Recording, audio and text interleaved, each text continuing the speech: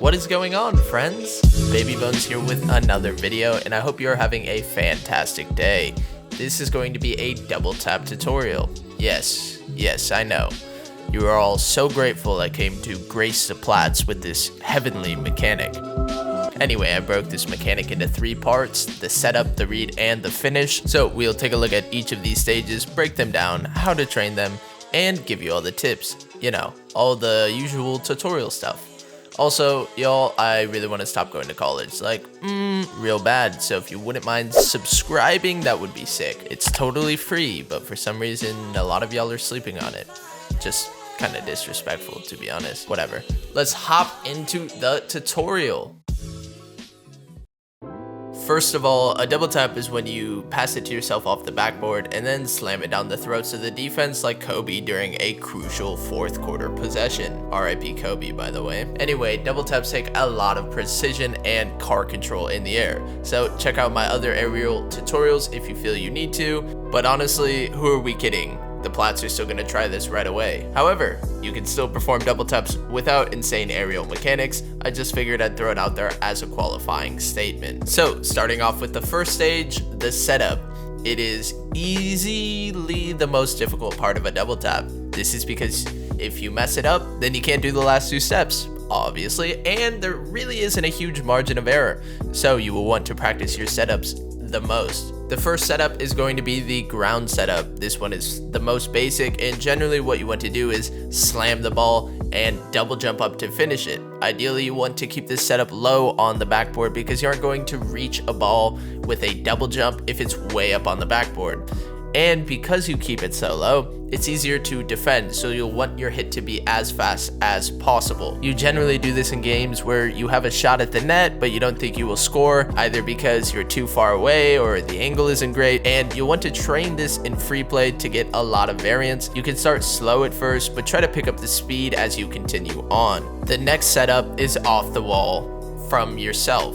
Setting up off the wall is similar to most off the wall plays. You want to set up similar to an air dribble, and then you want to flip into the ball, carrying your momentum into the eventual finishing touch. Or you could set up from an air dribble, but these are kind of weird, quick little double taps, so keep them in mind, but they aren't really double taps. Just do your best to keep this setup higher on the backboard, because you will already be up in the air and you'll have a good angle at hitting it down, and this will make it harder to defend. Plus, it looks way cooler if you get that nice angle. I don't generally use this double tap a lot. There are so many other options in the air, but if I see somebody pre-jumping me, or if I see the backboard is wide open and some plats are just chilling in net, then yeah, I'll definitely slam it down their throats. This setup, you'll want to practice in free play to get a lot of training variance and variation. This setup isn't too difficult to pull off yourself, so just train it in free play. The last setup is off a ball in the air. This is by far the coolest double tap, by the way.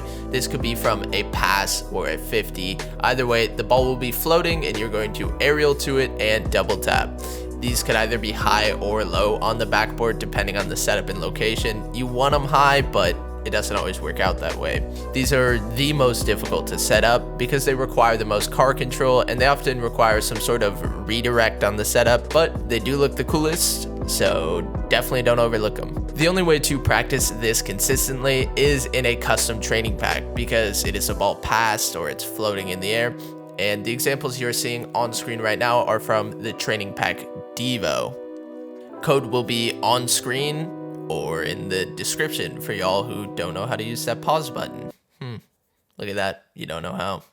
Impressive. So practice your 3 setups. Make sure you are keeping an eye on your boost management while you do, because you're essentially doing 2 aerials in one, and if you waste boost, you're definitely not going to get to that second touch. Okay, cool, you got the setups, right? Alright, the next aspect is the read. Reading the ball is all about experience and trying and failing a lot. When you first start trying this, you want to try and get slower bounces off the backboard and attempt to float until it rebounds and you are certain of your read. Floating is a weird term I kind of just invented, and it means that you slow down a bit, feather your boost, and wait for that bounce. I use a tornado spin to do this. Arrow left tutorials, by the way, subscribe. This helps with all of your reads and not just double taps. Like, to sum it up, you just start off slow, buy yourself some time with floating, and eventually work your way up to faster and faster reads. To train your reads, I recommend going into free play and inserting double taps into your game in all sorts of places besides just taking shots at the net. Generally, it's a good practice in surprising the opponents and maintaining possession. So hop in free play, just practice double tap clears and pass it to yourself off the wall. Listen, if you can read it off the sidewall and redirect it upfield, then you can do it off the backboard and score. The final tip I want to leave you with is having confidence in your read. You should be genuinely surprised if you don't hit the ball how you intended every time. You have to fully commit to your read, like that douchebag in a club who gets turned down by the hot girl and then tries to fight everybody to hide his bruised ego. I know that metaphor hit too close to home for some of y'all. Just take the hint, bro. She's not into you. So, fully commit to your double tap reads. Kinda like how I fully commit to YouTube. But you also break my heart by not subscribing. So sad, I know. Anyway, take your reads slow, float, implement double taps into your game and in other places, and finally, have confidence, man. You got this. But leave her alone if she says no. See that stand shirt? That's called a callback. I'm a comedy genius.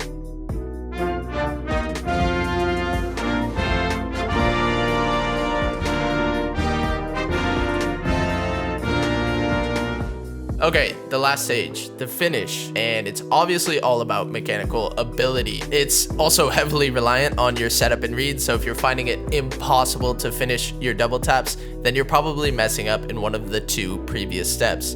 This being said, there are a couple tips and methods that will help you out. First off, make sure you're getting above the ball so you can hit it down. Kind of obvious, but if you don't think about it, you might not do it.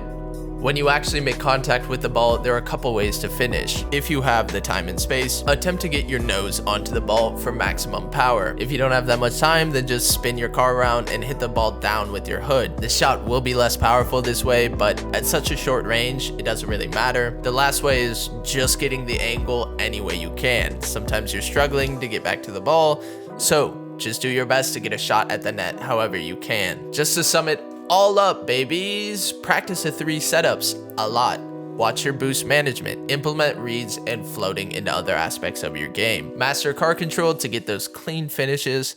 And finally, take the hint, bro. She ain't into you. Okay, there you go. Now subscribe, comment down below what videos you want to see next. If you want to reach out, my socials are in the description, including my Twitch and Discord.